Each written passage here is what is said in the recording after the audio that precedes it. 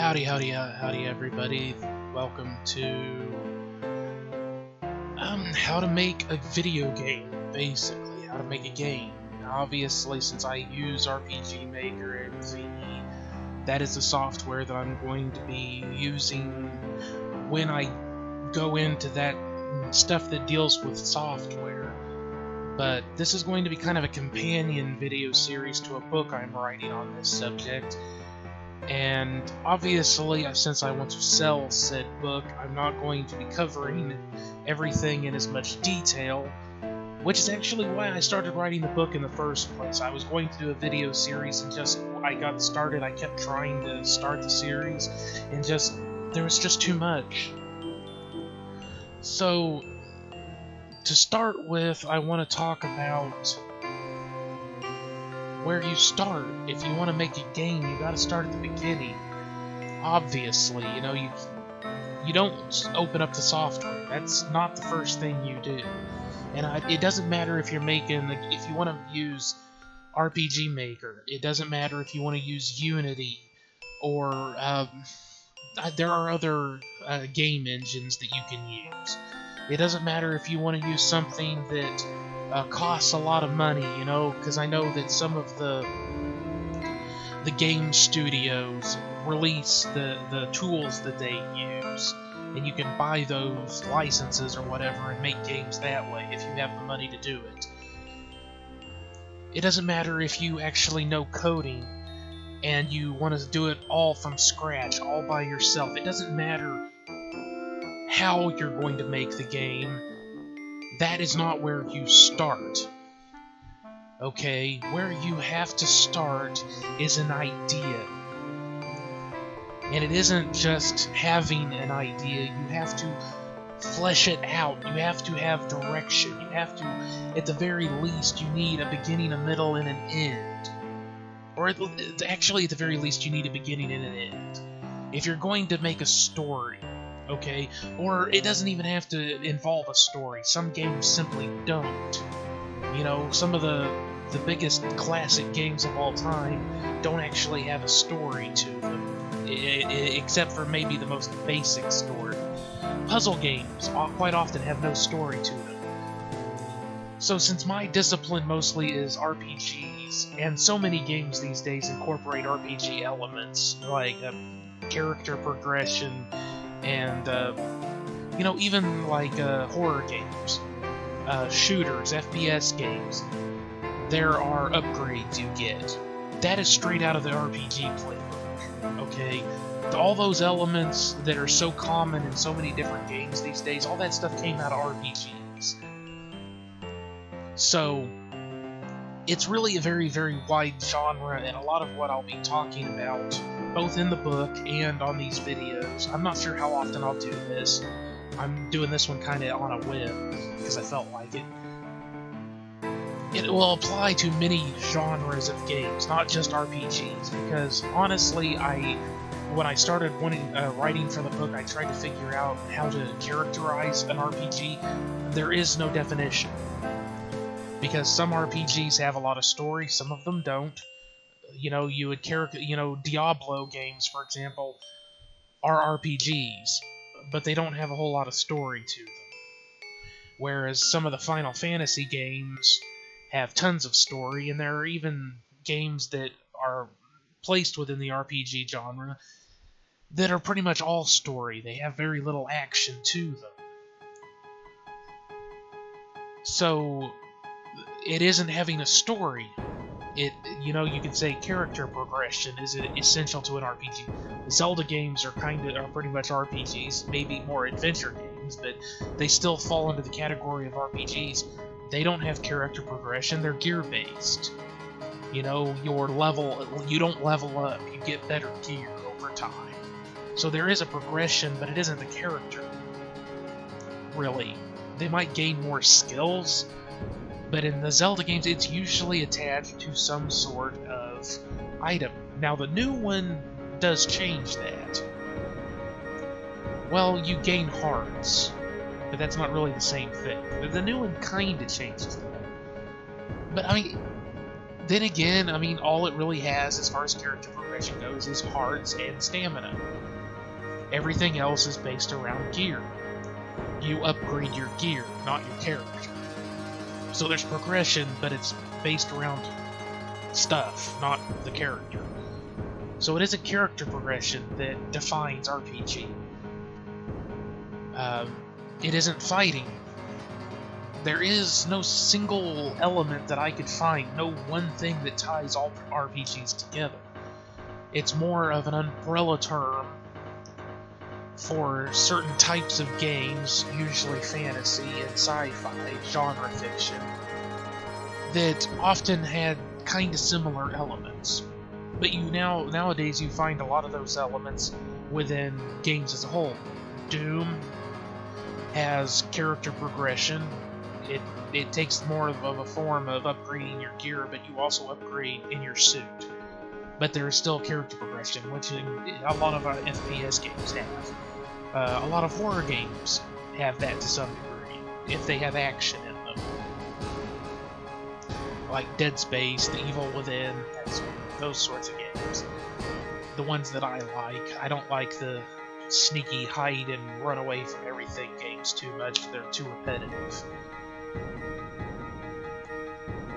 Because that's the only experience you have. Now, you can have a game that has fighting and things that you just need to run away from or avoid, like The Evil Within. The water monsters, as far as I know, you can't fight them, so you just have to get away from them. And there's, some of the big monsters, you fight them, but you have to do it in specific ways, some of them. So that you get different experiences that way, whereas something like Outlast, all you're doing is running away and hiding. It's the same thing over and over and over again. And they reuse the same enemy so often it gets repetitive and boring to me after a while. So anyway, a side tangent there.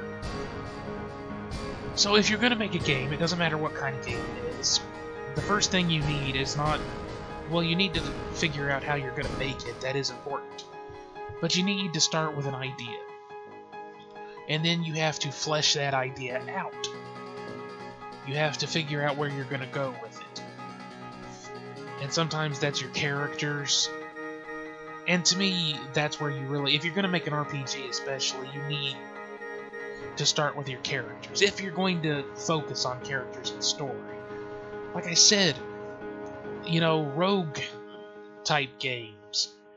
There's really no character elements, there's no story, they're hack and slash games. You go down into dungeons and you fight monsters. That's what you do. And there's nothing wrong with that. Fate is an RPG game that I actually quite enjoy. Which, I think those are considered rogue-like games. There's quests and there's characters that give you quests, but you don't really have a whole lot of story going on, and your character doesn't have any kind of a backstory to it. So, like I said, there's really no one thing that defines what an RPG is or what makes them what they are. But to me, a proper RPG is something related to Dungeons & Dragons, because that's where it all started.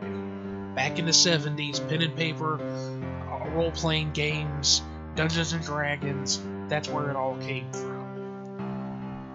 The video games, you started off with text-based games, where you actually had to type in what you wanted it to do.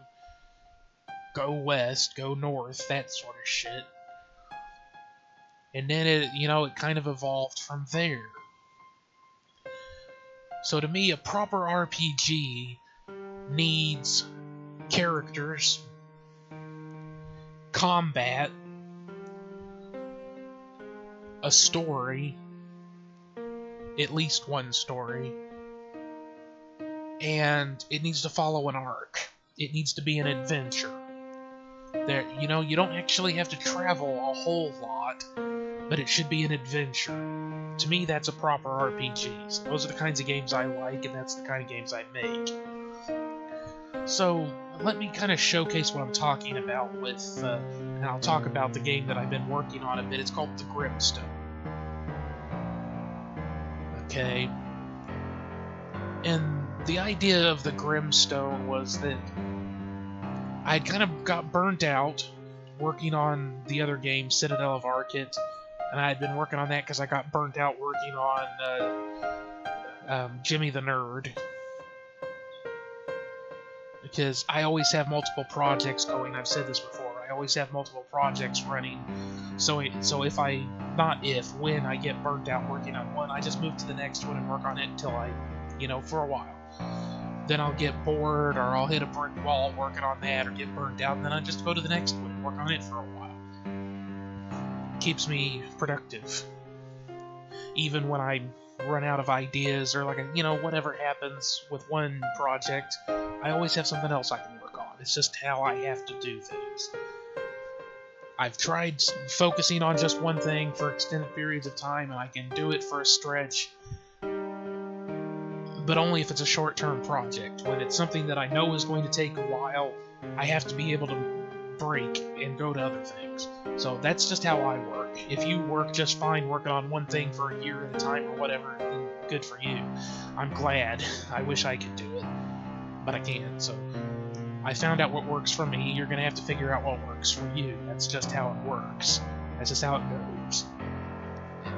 That's how it goes. So anyway, I thought, okay, it's July.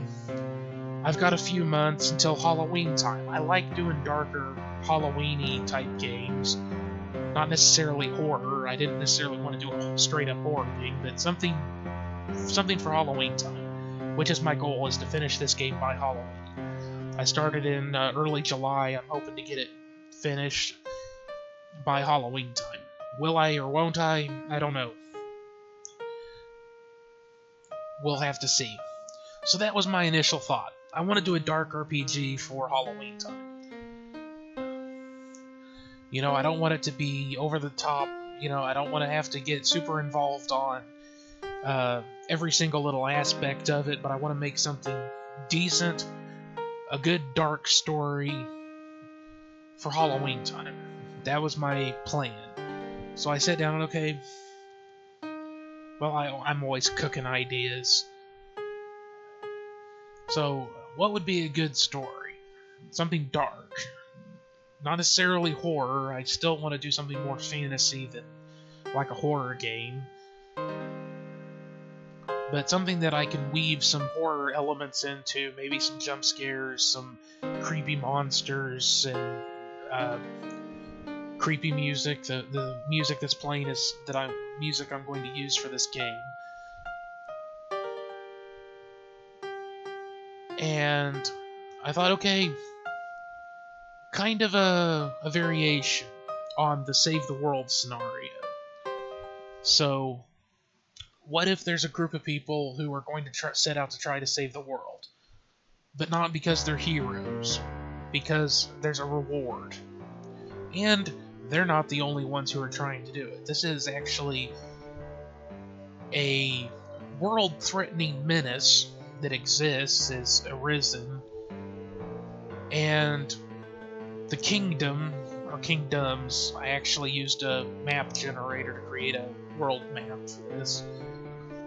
Just go online and search a random map generator. I love using random generators because, you don't have to try to think up every last little detail by yourself. It's a fool's errand. Especially when you're like me and you have to do everything yourself. Because I don't have anybody to work with. And honestly, I'm not very good at working with a team anyway. So, I used the generator to come up with a map and everything, and I use generators for a lot of stuff. That's neither here nor there. So, again, it's a group of adventurers, if you will, travelers, who are going to set out to save the world because they want the reward. So what's the motivation, other than just getting a reward? Why are they going to do this? They're not good people. I wanted to weave in, like I said, dark stuff, and one of the first places, if you're going to do a dark RPG, you probably should have kind of dark characters. You don't have to, obviously. You can, the dark, you know, I use the bunny ear quote things and the air quotes there, dark. That can come from lots of different places. It can come from the atmosphere, it can come from the type of monsters you use,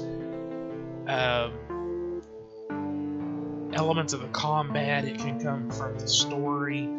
It should come from the story, at least partially.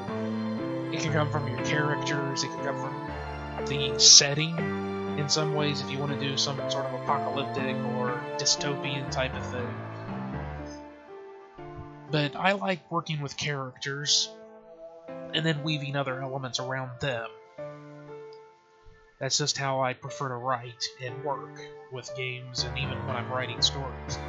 Is the characters come first, and then everything else is kind of woven around them. Which, you should never make your characters perfect for the setting that they're in, but that's a different thing. What I'm talking about is that since the characters are the focus of the story, it should revolve around them.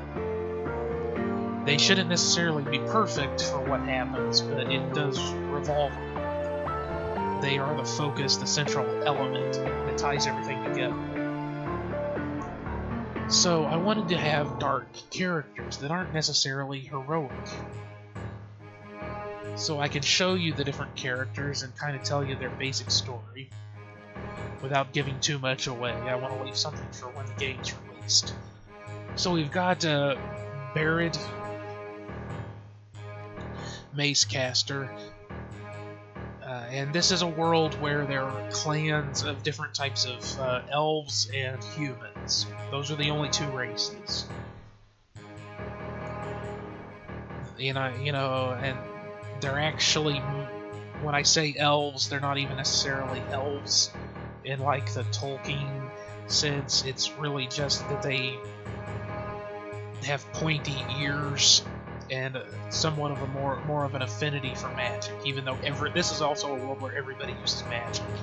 It is just so steeped into everything that pretty much everyone uses it, to some degree. So Bogged has been cursed by a witch because he was accused of a crime, and whether or not he actually did it or not is going to be something you will determine as the player through the course of the game. You know, I'm leaving it up to you to decide as the player, because this is going to have kind of a good-bad alignment system. So decisions you make will determine where all of these characters, kind of what happens to them. I think I talked about that in the map video when I was making the cityscape. Can't remember. But all of the characters are going to have their own little stories, and their things are going to happen that are centered around them. And decisions you make with them will affect what happens to them after the story's over. I did talk about it because my thought is to do it kind of like some of those old, mostly comedies that tell you what happens to them after the movie's over. Like so and so went on to become a doctor, so and so went on to become a game show host, you know, all that sort of shit. So all the different characters, you know, you're gonna kind of decide their fate through the course of gameplay and the decisions you have them make. There's Defrippy Pylishi, who is a Black Widow, maybe. Imner Darkshine, who is Barrett's oldest friend, kind of the older guy that kept him out of trouble as best he could when they were younger, when Barrett was a kid. And he's a Legionnaire, so he's kind of the only heroic character you will have in your party, in the group. And even then, he's a bit of a drunk. So He's not an innocent, if you will. He's not a carrot, if you know what I mean, from Discworld. If you've never read Discworld, the Night Watch series, and you're going, he's not a carrot, what the hell? Look it up. Gabodo. The names do sound kind of funny, but I use random generators for names because why not? It's a lot better and easier than trying to think up something. Use a random generator, find one you like, move on. Don't take too much time on it. Not much point in that. So, Gabodo, I'm trying to remember all these from memory. She had a really shitty childhood, basically, and it's made her not such a nice person. She tries to be very, very cheerful on the outside, but she's not a very nice person. Phil Verne, Silver Snake, is basically a murderer. I mean, she's a killer. Her class is Mauler. I mean, she's just a straight up assassin, mercenary, kill your ass kind of person. Rady, or Righty, I think it's Rady. I haven't decided how I want these pronounced, but Rady sounds better. Rady is an arcanist, which means he's a very competent spellcaster, especially with different elements, and an alchemist. And he may or may not have been doing some very illegal research involving people. Reince is a demon hunter. I think that's right. Yeah, demon hunter. And like a lot of demon hunters, he has to kind of walk that thin line. My thought was to kind of base him a little bit on like a John Constantine from the movies, TV show, whatnot. That, you know, also, I forget the name of it. It was Tales from the Crypt movie. It was a demon hunter sort of thing. They kind of have to walk that line between good and evil, because you can't. It's a scientific principle. You can't interact with something without being affected by it.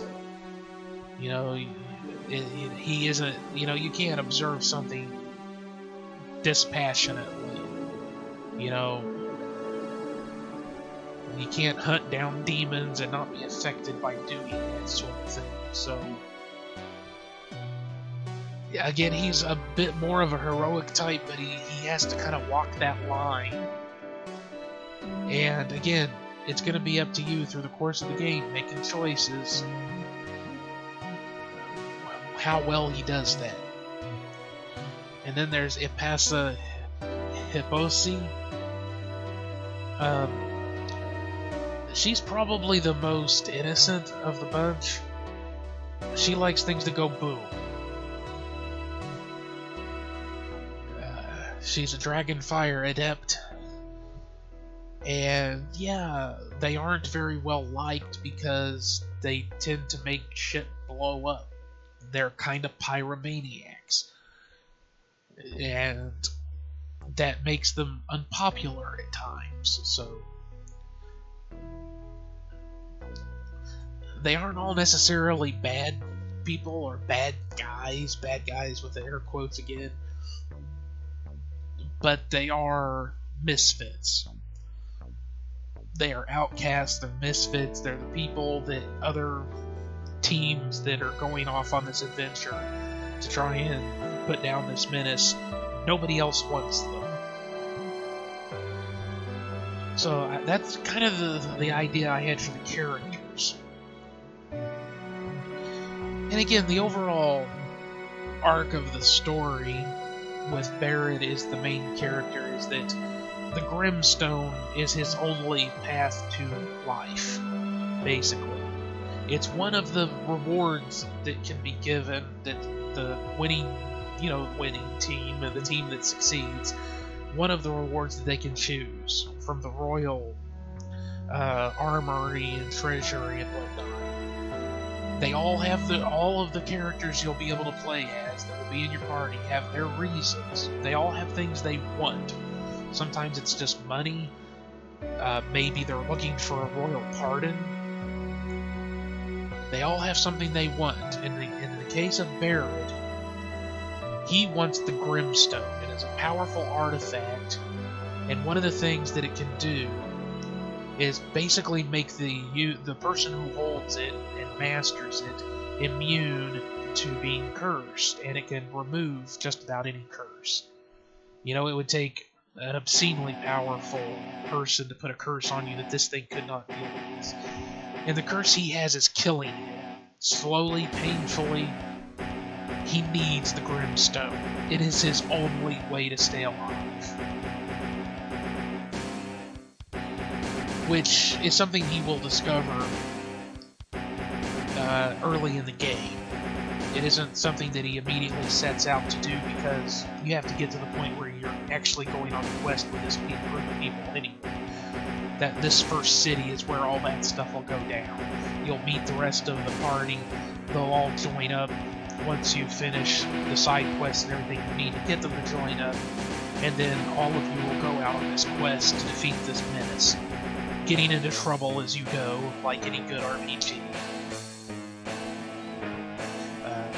Should have. Compulsive saving there.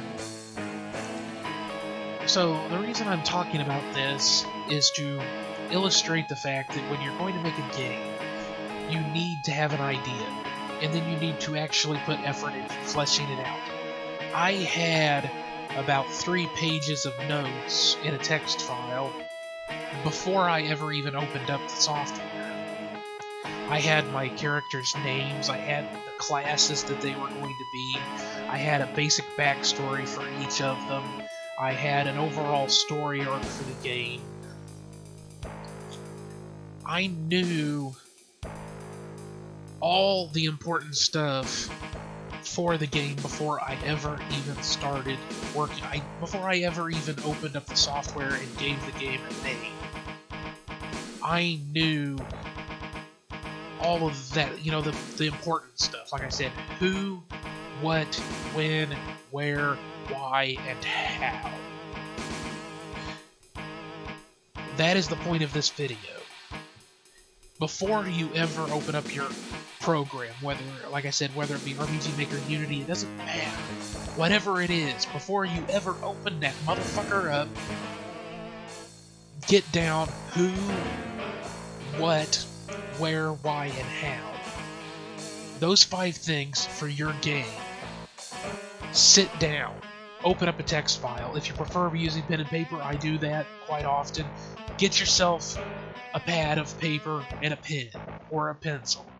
Even if you have to go to the damn store to buy them, go get that if that's how you prefer to do it. Or you sit down with your damn keyboard and you open up text or WordPad or OpenOffice, whatever you have, you open up that damn file, you sit your ass down. If you want, you open up a screen with random generators to give you some help if you need it. I love Seventh Sanctum is the one I use a lot, but you can also just go to Google and type in random something generator, random name generator, random map generator, random city generator, whatever you need, because your enemy is getting stuck. Never let yourself get stuck. Okay?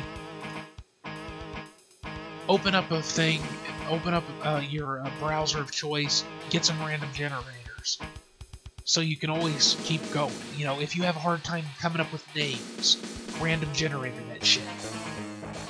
Hit the random generator, even if you have to hit that the make new names button 20 times to get names that you like. Do it. And figure out, what is your game going to be about? What kind of game do you want to make? Do you want to do fantasy? You want to do sci-fi? You want to do a modern setting? Okay, you figure out what you want to do. okay? Of course, the flip side of that is that you actually have to be able to pull it off. And that's the other thing that you really have to think about. See, I use RPG Maker because I grew up playing Super Nintendo games, okay? I grew up with Nintendo, Super Nintendo. I was a Nintendo guy. I had the 64. I played Quest 64. I had a GameCube. Okay, I had all the damn Nintendo systems, you know, up through the 90s. In the early 2000s, I even. Okay, so I grew up with things like, oh, what was that one on the Nintendo that was... I hated the Nintendo RPGs. They were always so weird and, I don't know, kind of glitchy even. But games like Zelda, you know, I wasn't a huge fan of Zelda. I know that to some people that's blasphemy, but I came to some of those games late for the Nintendo. I mostly played like Mario, and, you know, I had a weird selection of games for the Nintendo. The Super Nintendo, you know, it wasn't a big game, but Final Fantasy Quest, something like that. I liked that game. I enjoyed that game. Some of the other, you know, Breath of Fire and Final Fantasy, Chrono Trigger, all those games. I grew up with those games on the Super Nintendo, and like Quest 64, I can see. And then on the computer, Planescape Torment is a favorite. You know, it's just... there have been others I've played, but it's been a long time, because I didn't play any games, or very many games for a long time. Not really. So, I mean, I grew up playing these types of games. So RPG Maker, the style of it, I enjoy this. You know, the top-down, little chibi guys, the Super Nintendo kind of style. That's what I grew up with. I love this style. And I'm terrible at coding. You know, I just have no head for code. Okay, I can, you know, when I needed to be able to do HTML because I was doing blogging and some other stuff years ago, I could just about get away with me doing some HTML stuff, but I hated it. Okay, so I'm no good at coding. RPG Maker takes care of that. And all the great people like Yanfly that do plugins and stuff that make the game, the software so much more robust. Okay, graphics, I can edit graphics, but I cannot originate them. I'm terrible at trying to do art. Okay, I can't draw for shit. Okay, but I'm very good, actually. Well, I say very good. I'm reasonably good, I think, at editing graphics. So, again, there's all the graphics that people that are good at making them that they allow you to use for free, as long as you give them credit, and you can buy packs of stuff for RPG Maker. And what that allows me to do is, someone whose disciplines are writing and making music, it allows me to work to my strong suit. And then I can, you know, focus on the things that I'm good at, and then build around that, build on it.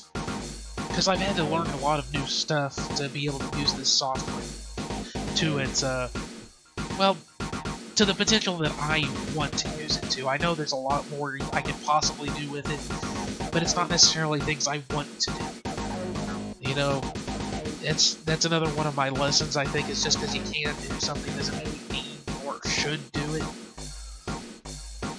You know? It's like parallax mapping. I've tried doing it. I absolutely hated it. I don't really like how it looks. You know, because I don't like the... especially when I am using this style, and then you try to do parallaxing stuff with this style, a lot of the time it clashes to me. So, you know, there's certain things you can do that I don't necessarily do. A lot of it at the time, it's just because I don't care, or because I really don't like it. But, you know, that's neither here nor there. You know, do what you do best. Yeah, do you. I'll do me. You do you. As the saying goes, I guess. Yeah, I mean, if you're comfortable working in something like Unity, then you know that's what you're gonna use. You know, if that's the style that appeals to you, if that's what you want to work with. But if you've never even tried to make a game before, you know, you have to keep in mind that you can have the best idea in the world, you can have the best story in the world, but if you don't actually have a way to pull it off, then all you're doing is jerking yourself off, really. Okay? I'm not trying to be crude, I'm not trying to be mean or anything, but that's what it is. It's intellectual jacking off. Intellectual masturbation.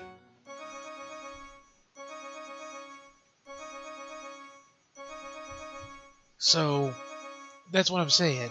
You have to start, you know, like I said, you can have your idea, you know, once you have your ideas and stuff, you also need to be aware of what you can actually do. And if you can't do anything, you're going to have to be prepared to learn skill sets, especially if you're working by yourself.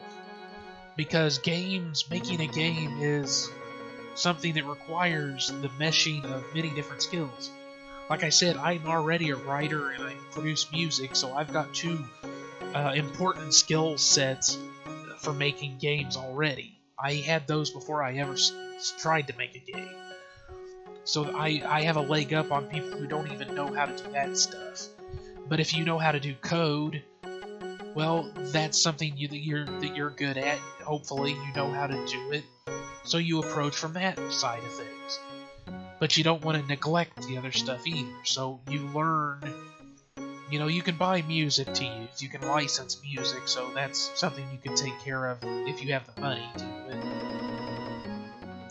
The public domain music, I wouldn't go there, it's too risky. So, you know, spend a few dollars or whatever to get a music pack if you need to go that route. It's better to spend some money to have an official license that nobody's going to contest, as long as you follow the rules and credit it and everything properly, than to take a lot of risks, is my philosophy.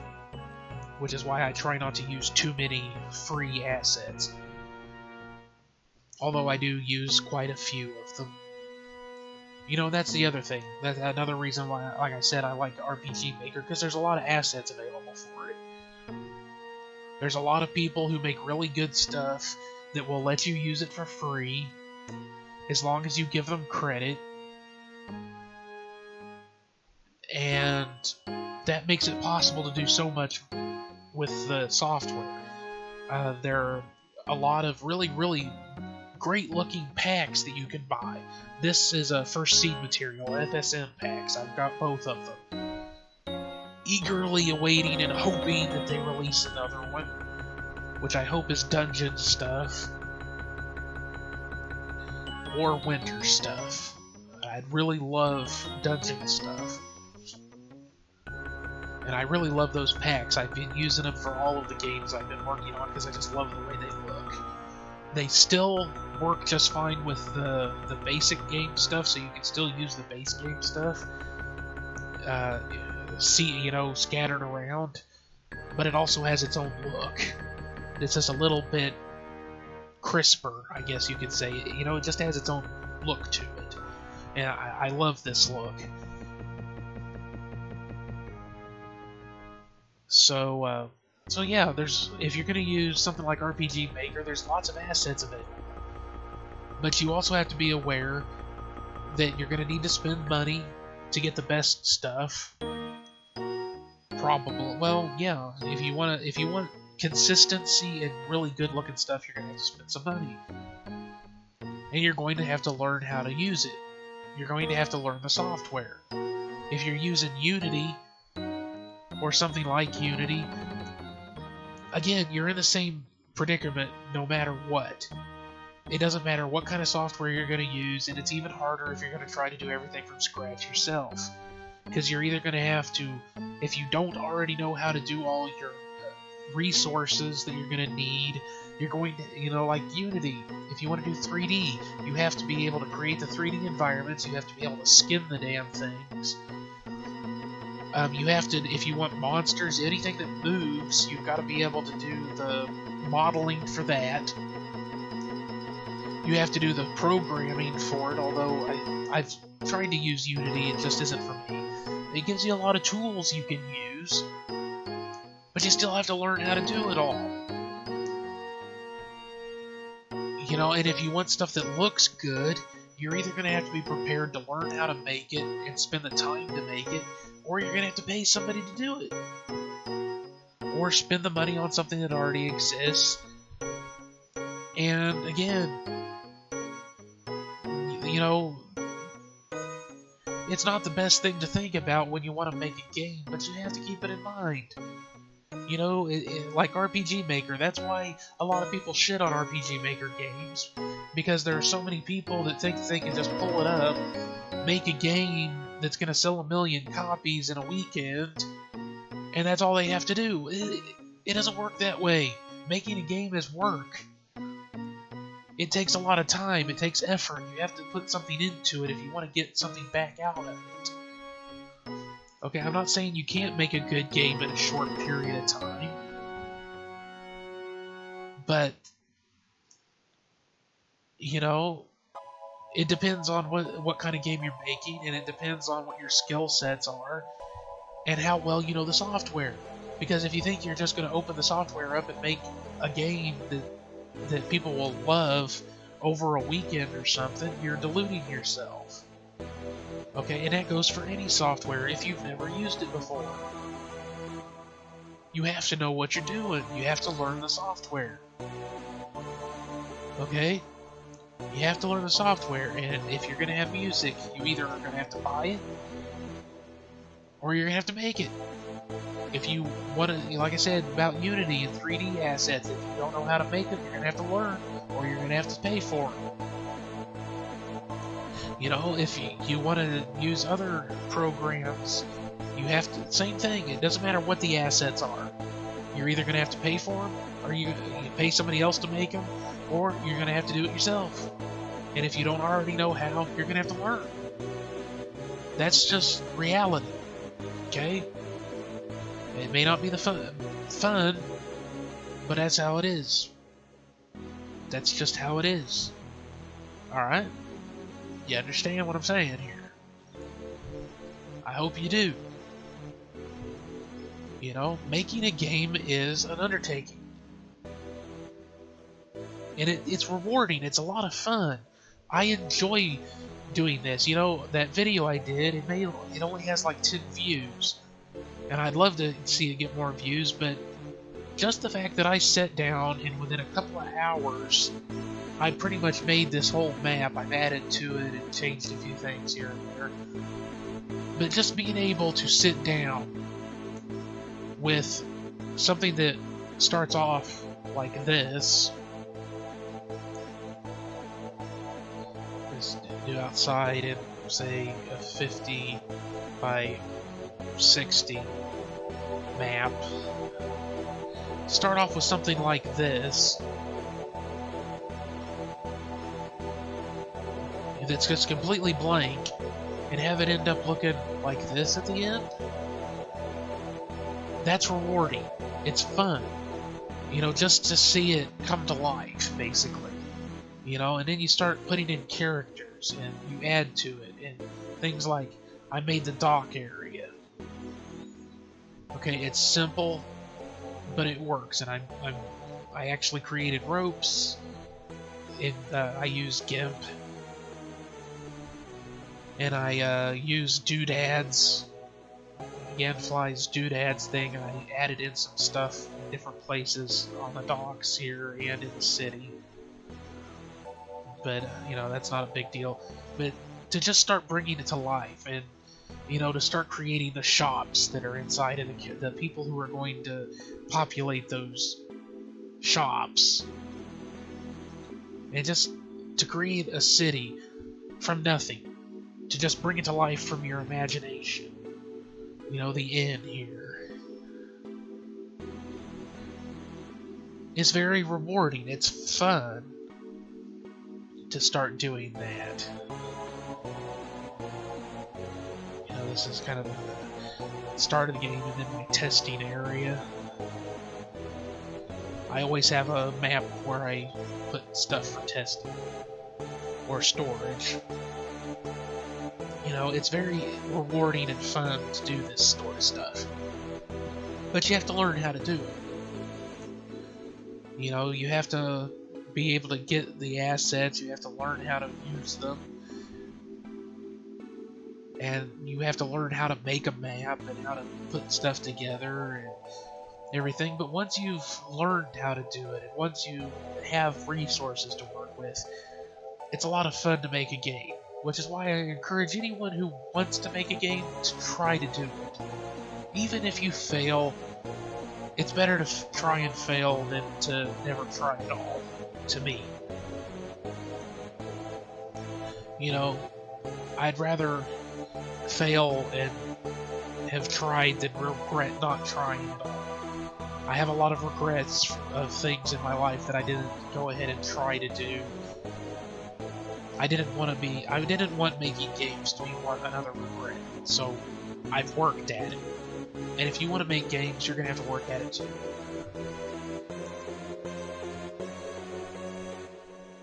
You know, and like I said, I'm not trying to discourage, I just want you to be realistic. Because, you know, that part can be discouraging. You know, that's the part that's discouraging, is to just have this great idea, you know, maybe, you know, you thought of this story that you would just love to make into a game, and maybe you go ahead and buy RPG Maker MV on sale, along with maybe a couple of graphics packs or something, and a music pack, you know, there's a big sale on it, you go ahead and you spend $100 or whatever the sale is, and you buy some stuff that you can make a game with. And then you sit there and stare at it. And you don't know what to do. That is incredibly discouraging. So, that's what I'm saying is, be prepared to have to learn how to use software and how to, you know, if you can't spend money on graphics, you're going to have to find other ways to get them, including learning how to make them yourself if you have to. But it's worth it. It is so, so very worth it. Okay? And like I said, that's my advice if you're brand new. My advice is understand that there's going to be work involved. There's going to be a learning curve you're going to have to get through. That's just how it is for anything you want to try to do. Just be prepared to do it. Accept it. Don't think that you're going to make a great game in a weekend or something. It's just not going to happen. Maybe if, you know, maybe after you've been making games for years, you can sit down and make something that's playable and good, a little game in a weekend. But you have to get to that point. You can't start at that point. That's something that you have to work towards. You know, everybody hopes they're going to be the next Cawthorn that made Five Nights at Freddy's. You know, just a simple kind of a game that he made in a fairly... I think he made it in a fairly short period of time. I know he put out like 4 games in less than a year, like it was a year and a half or something. He had put out 4 games or something, 2 years, 4 games, something like that. He was basically putting out a new game every 4 to 6 months or something. Everybody hopes that they can be that. But he had been making games for years before that. He already knew what he was doing. He just decided to make something different than what he used to make, and that turned out to be his fortune. That is what made his fortune. But you gotta get to that point before you can do that. Okay? And just be aware of it. Don't be discouraged by that. You know, just be aware that it's a process that you have to go through. And then, you know, you're gonna make your first game. And people say don't aim for something too big. I say fuck that. go as big as you want, because it isn't making a game that's big that's the problem. It's getting bogged down and not knowing what to do next. And the key to not getting bogged down is to always have an idea of where you're wanting to go. And the key to doing that, like I said at the very beginning, is you have your idea, and before you ever open any software, you sit down and you figure out the arc, the overall arc of the story. You figure out your beginning and your end, and hopefully also you figure out your middle. And best, at least a few points along the way. Instead of just beginning, middle, end, you create an entire arc for your story, so you have an idea of where things are going to go. And you don't have to work on the same thing the entire time you're let me rephrase that. If you get stuck on where the story is going, work on your database. Work on your monsters, work on your battle system, work on your mechanics, work on your characters, create more items and armor and gear. Iron all that stuff out. Okay, if you get bored doing all that, try to go back to your story. Okay, if you're still having trouble, work on your character's story arcs. Okay, sit down with your character, and like I said, have a text file and just type everything up. All your notes, everything you're gonna do, the backstory for your character, type it all up.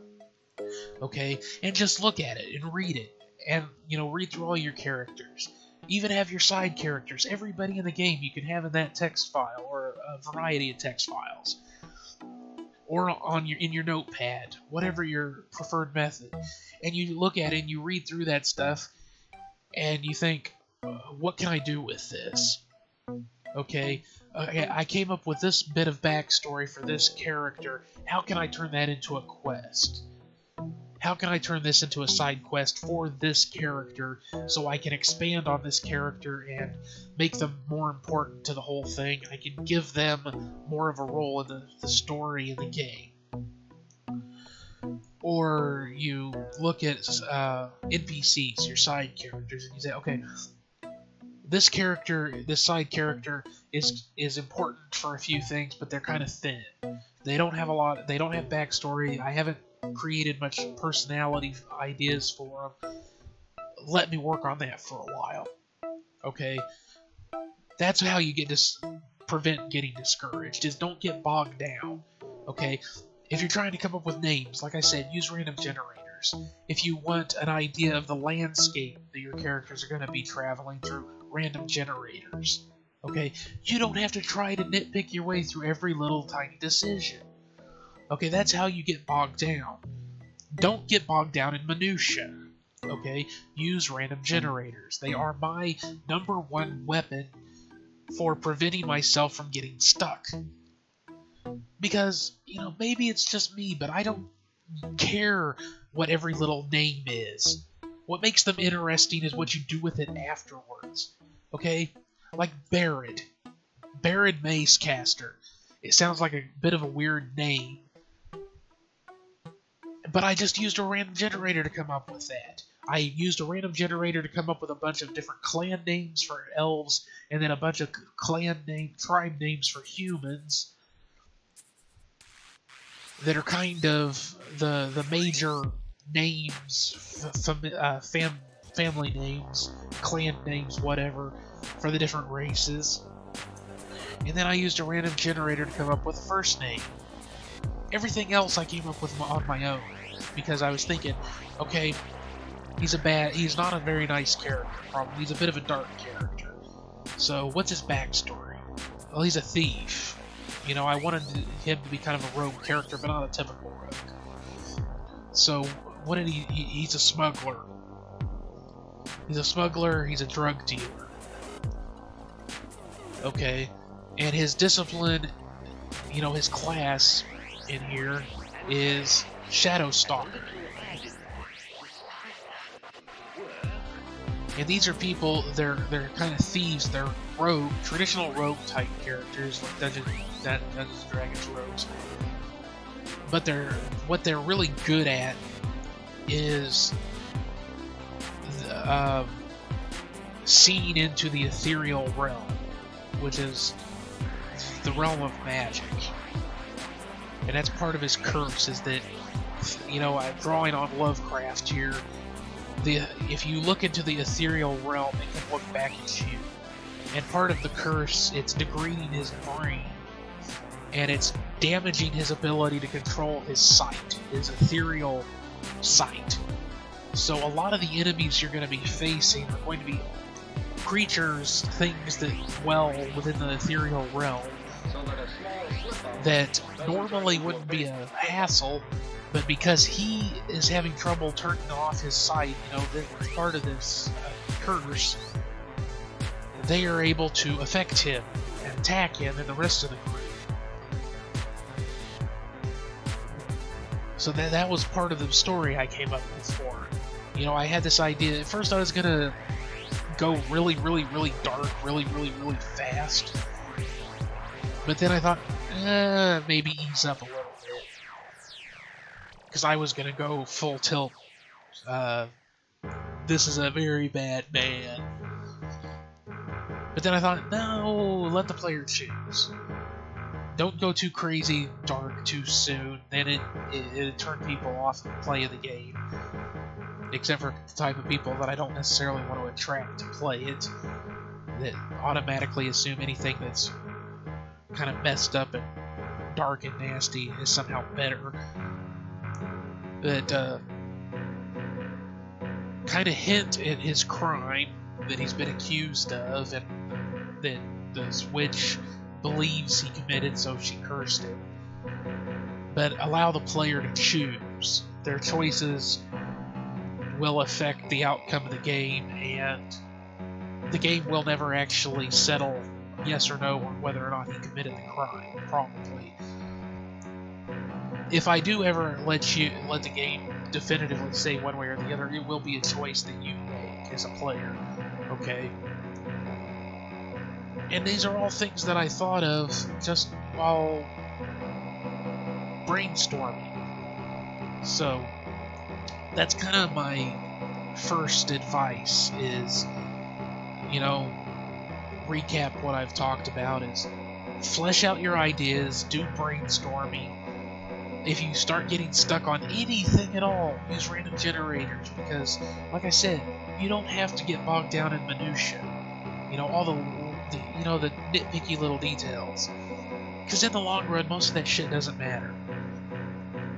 As long as you do something with it. That's the caveat. Giving somebody a really weird name doesn't matter if you don't do anything with it.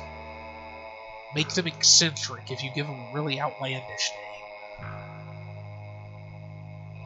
You know, you can even come up with backstories with random generators and stuff. You know, it can make your NPCs more alive to give them a bit of a backstory and to give them personality and everything, and you can use random generators for that instead of trying to do it all yourself. Because the important thing is that it's there. Okay? It doesn't have to be a lot of the time. Just enough to bring them to life. And if you try and sit there and come up with, you know, if your game has 200 NPCs, trying to give every single one of them a backstory and personality all by yourself, one, it's going to end up being repetitive, because your mind, you know, it's just the way our minds work, you know, human minds work, is that they tend to go back to the same places. So random generators not only help keep you from repeating yourself, it makes it easier. It frees you up to worry about things that are more important. Plus, like I was saying, the random generator will come up with more shit than you ever could. So they're just incredibly useful. I use them all the time. And some people may be snobbish about that sort of thing. I don't give a fuck. I guarantee you that I'm going to get better results using random generators and then working off of that than most people are going to get trying to think of everything all on their goddamn phone. It's lonesome.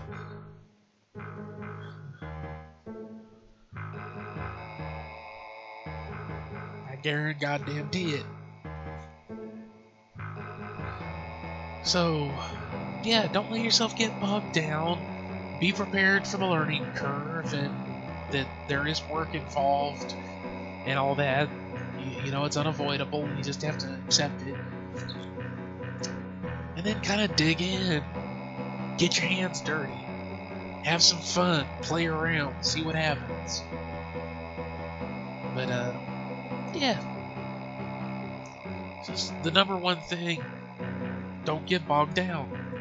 Don't get discouraged. Don't get bogged down. Keep yourself moving.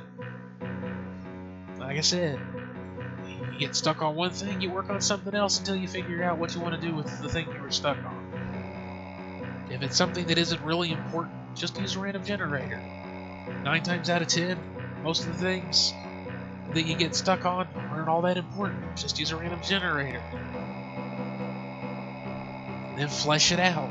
Rework it. Use it as idea fodder. You know, if you want to do something and you don't know how to do it, try to find a tutorial. That's just how you do it. You have to learn. I don't think that anybody's figured out how to just beam knowledge directly into anyone's brain yet. Until that day comes, you actually have to learn how to do shit the old-fashioned way. Sorry. That's just how it goes. So, yeah. You have to learn how to do it. You have to figure out ways to get assets, resources. If you don't know how to, you know, if you can't just get your hands on them by paying for it, or somebody doesn't have free stuff, you're going to have to learn how to do it yourself. These are all the things that you have to keep in mind when you're starting to make your own games. That's just the way it is. I have a viewer now, so just one last time I will recap because I've pretty much finished up what I've been talking about. So, first things first, I'll just go through it all. You start with an idea, and then you flesh the fucker out. I cuss, get over it. Okay, that's where you start. Before you open up any software, you flesh out your damn idea. Pad and paper, text file, WordPad, OpenOffice, whatever you're using, pen and paper, you know, it doesn't matter. You sit down with your idea and you flesh it out. Okay? You flesh it, you start with an idea, you flesh that out, you come up with your characters. If you need characters, and I'm talking about RPGs mostly, but this applies to pretty much any game except maybe puzzle games. Okay? Who, what, where, when, why, how. Get those out of the way and you're halfway home. Because from there, it's all a matter of brainstorming. You look at things that you've already written down and then you work off of those things. It's an organic process. That's how you're going to get your best results. Okay? You get stuck, use random generators. Names, places, place names, maps. There are random generators for just about every damn thing you can imagine online. Use them. You use them for idea fodder. You use them to fill in gaps. Things that you need lots of, like, you know, I mentioned earlier NPCs. In RPGs, you might have hundreds of NPCs, depending on the size of the game. Trying to come up with every single name, trying to come up with a personality for everyone, trying to come up with any kind of backstory for everyone is impossible doing it by yourself. That's why you use random generators, because random generators exist for all of those things. You use the generators, and you fill in the gaps that way. You use them for idea fodder, you use them to flesh things out, and then you work off of whatever the generator pops up with, whatever you need it for. Because the number one thing you have to keep in mind is that you don't want to get bogged down. You don't want to get stuck. That is where you get discouraged. That is where you start getting burnt out, is when you feel stuck. So, like I'm recapping again here. If you get stuck on your story, you work on your database stuff. You work on your items. You work on gear. You work on assets. You work on anything you can. You never stop. Okay, I work on this game every single night, every evening. Okay, I sit and watch TV with my mother, because I do live with my mother. She's disabled. I'm insane. I'm manic depressive and have social anxiety issues. You know, I'm not crazy, but the kind of crazy where you never get work. And my viewer just left. Go fuck yourself, I don't care. Life isn't always nice. Or pretty and tied up in a nice, neat little bow. Everyone has their issues that they have to fucking deal with. So I sit and I watch TV on the computer, I watch stuff with her, and I work on my game on the second monitor. Every night. Every afternoon, every day, every chance I get, I'm doing something on this game. If I'm not working on the story, I'm working on assets. If I'm not working on assets, I'm working on the database. If I'm not working on the database, and when I say database, I'm talking your monsters, your game mechanics, everything. Okay, if I'm not working on any of those things, I'm coming up with quest ideas. I'm always doing something. I never stop. I never let myself get bogged down on any one thing. Okay, and if I do get completely burnt out on one game, as I said before, I work on a different game, or I work on a book. I always have projects to work on. Okay, you never stop moving, you never get bogged down, you never let yourself get stuck. Okay, that is how you get writer's block. I've never had writer's block, never, not once, because I always have stuff that I can work on. I always have things I can be doing. Always. Okay? So once you have your idea and you understand that the most important thing you can do is to always keep working, always keep moving, always have something you can do, something you can work on. Okay? Once you're at that point, then you simply have to accept the fact that you're going to have to learn how to use software. You're going to have to find ways to get your assets and resources. There's a learning curve, and it takes work. That is how you start to make a game. Okay? It's not too difficult to understand, but there are things that people don't like. There are things that people don't think of. You know, like I said, people, they think they're going to open up software and just start making a game poof from thin air. It doesn't work that way. They think they're going to be able to make a game in a weekend. It doesn't work that way. I think that, you know, if you're using RPG Maker, people think that you're just going to be able to make a game without having to put any work into it because, oh, the software does all the work for you. The fuck it does. No, it doesn't. You still have to put in the work. Okay? So, I might be a little aggressive and sweary at this point is because it's like 9:30 at night and I've drank half a bottle of Dr. Pepper, so I've got too much caffeine and sugar in my system. And some of this stuff irritates me. Not that the people are doing it that irritates me, it's that what pisses me off is that there's too many tutorials about how to make games using the software. There's plenty of tutorials on how to use the software. You can learn how to do anything in RPG Maker if you know, pretty much with tutorials. There's loads of tutorials about how to make graphics. And there's some tutorials out there, you can find tutorials on how to write. But nobody ever actually just kind of sits down and says, yeah, you know, if you're going to make a game, you need to have an idea of what you're going to do. You need a story, characters, you need to know what you're going to do. And then you have to understand that there's work that's involved. You have to put some work into it. And if you don't know how to do something, you're going to have to learn how to do it. Or you're going to have to pay somebody else to do it. Or you're going to have to buy it somehow. You know, nobody really starts at the beginning, which is where you're supposed to start. You know? That's the part that pisses me off. There's way too many goddamn ebooks out there on how to make a game in a weekend. That sort of shit.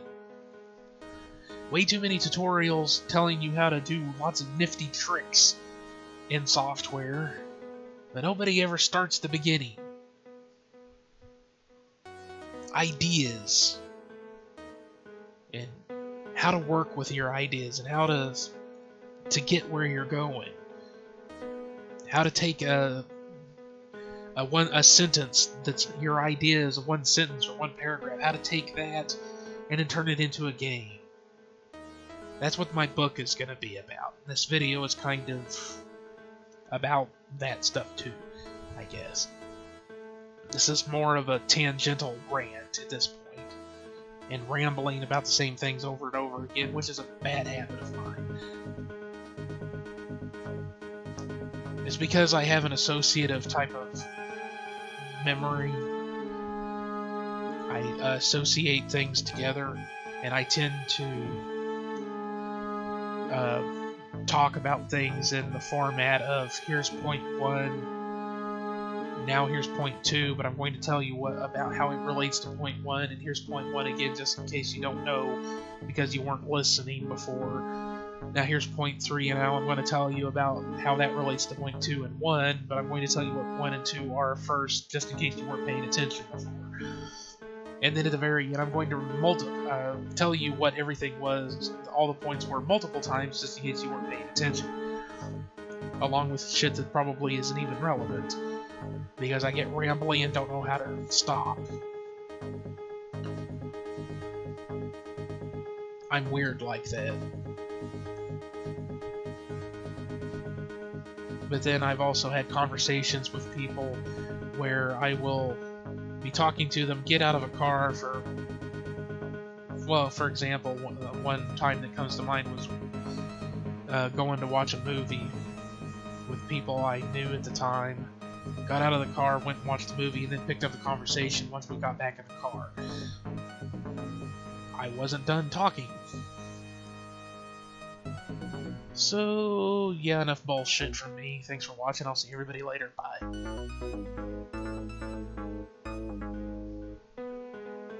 And if you don't like the video, I think I've made myself and my feelings clear on that.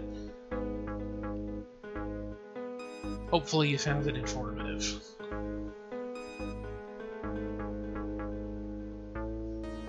I always try to be informative, even if it's in a very rambly, repetitive way.